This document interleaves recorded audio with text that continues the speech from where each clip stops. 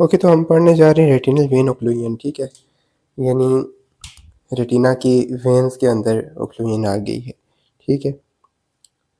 तो इसकी टाइप्स की बात करें तो पहली जो टाइप होती है वो होती है सेंट्रल रेटिनल वेन ओक्लूजन की। सेंट्रल वाली जो रेटिनल वेन है उसमें कोई ओक्लूजन आ जाए, ब्लॉकेज आ जाए। इसकी जो टाइप्स हैं आगे वो है नॉन इस्कीमिक टाइप और ischaemic type central retinal vein की, ठीक है ना।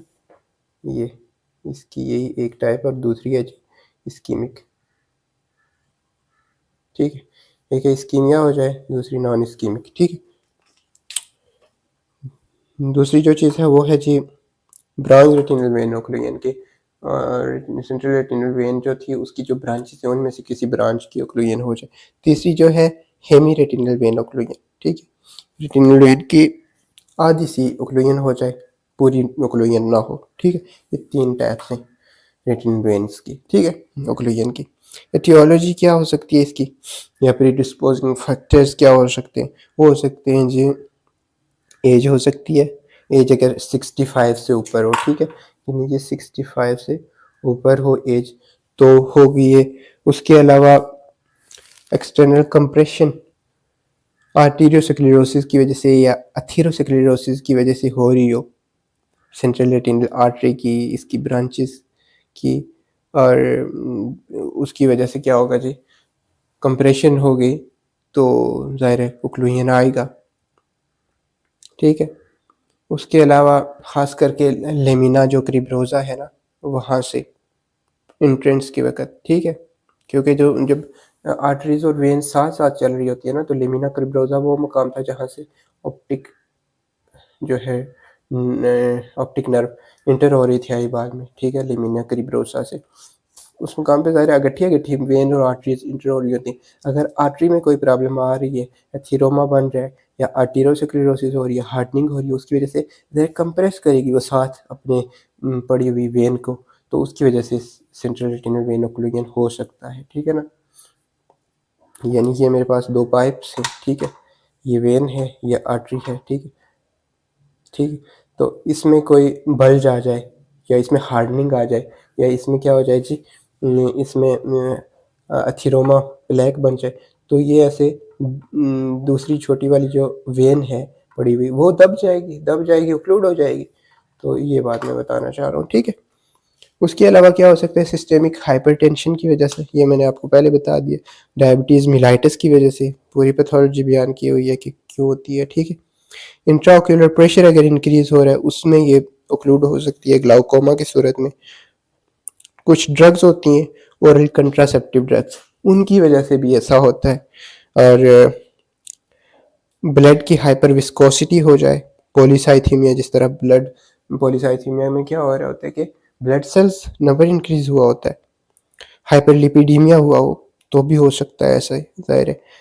तो थ्रोम्बोफिलिक डिसऑर्डर्स जो हैं उनमें होगा इन्फ्लेमेशन, यानी ईल्स डिजीज़ हो गई, ईल्स डिजीज़ काफ़ी सारी चीज़ों में इन्वॉल्व है। तो इधर भी इन्फ्लेमेशन क्योंकि करेगी तो वो काज कर सकती है ओक्लूजन। और लोकल काजेज़ में ऑर्बिटल सेलुलाइटिस हो सकता है और कैवर्नस साइनस थ्रोम्बोसिस हो सकती है, ठीक है। ये दोनों इन्फ्लेमेटरी जो है चेंजेस हैं इन्फेक्शन की वजह से ऑर्बिट के अंदर जो आती हैं, ठीक है। ये लोकल हो सकती हैं चीज़ें जिनकी वजह से ये ओक्लूड हो जाए। तो पहली जो चीज़ हम देखते हैं वो है नॉन इस्कीमिक क्रेबो, ठीक है।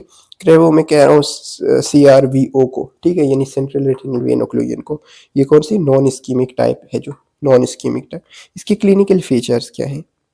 क्लिनिकल फीचर्स ये हैं कि ये मोस्ट कॉमन क्लिनिकल वैरायटी है किसकी, वेन ओक्लूजन की, नॉन इस्कीमिक टाइप, जिसमें इस्कीमिया नहीं हो रहा होता, ठीक है।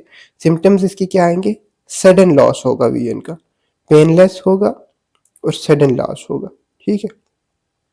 साइन क्या आएंगे, साइन वो चीज़ें होंगी जो आप खुद देखेंगे एज अ डॉक्टर। सिम्टम्स वो होंगे जो पेशेंट आपको बता रहा होगा, ठीक है।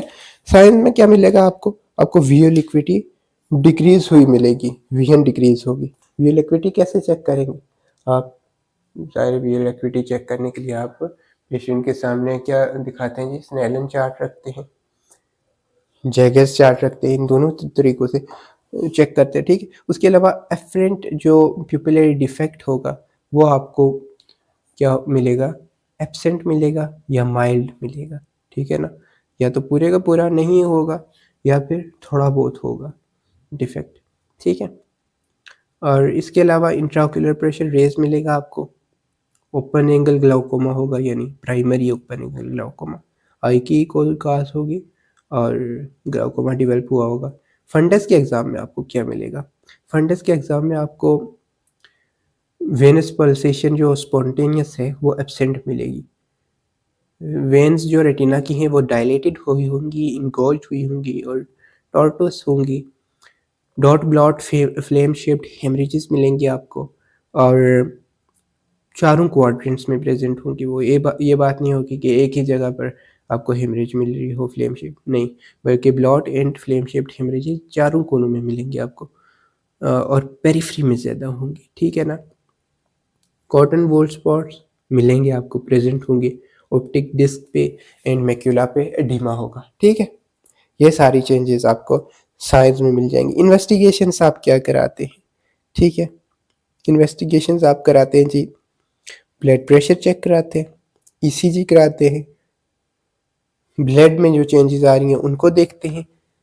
जाहिर है आपको पता है कि इसकी काजेज़ क्या क्या हो सकती हैं, तो वही चीज़ें आप देखेंगे।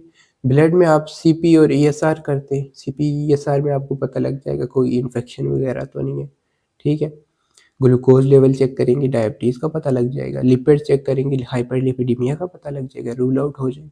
प्लाज्मा प्रोटीन इलेक्ट्रोफोरेसिस करेंगे आप, ठीक है, आपको पता लग जाएगा कि क्या लेवल है प्रोटीन्स का, ठीक है। और ऑटो एंटीबॉडीज़ आप कराते हैं, ANA एंटी DNA, ANCA का जिसे कहते हैं, या ऑटो एंटीबॉडीज़ कराते हैं कि यार ऑटो इम्यून डिसऑर्डर तो नहीं है कोई जिसकी वजह से वेन डैमेज हो रही हो या ओक्लूड हो रही हो, ठीक है, वो चेक करेंगे। FFA यानी फंडस फ्लोरेसेंट एंजियोग्राफी मैंने आपको टेक्निक बताई थी, वो कैपिलरी परफ्यूजन को देखने के लिए हम वो कराएंगे, ठीक है। OCT यानी ऑप्टिक कोहेरेंस टोमोग्राफी वो कराएंगे। ये सारी चीज़ें मैं आपको बता रहा हूँ अलग अलग करके ताकि आपको कोई चीज़ रह ना जाए, ठीक है। FFA कराएंगे यानी फंडस फ्लोरेसेंट एंजियोग्राफी, ये यूजफुल होती है परफ्यूजन रेटिना की देखने के लिए कि कितना एक ब्लड आ रहा है कितना एक नहीं आ रहा, ठीक है ना। और कॉम्प्लिकेशंस इसकी क्या हो सकती हैं?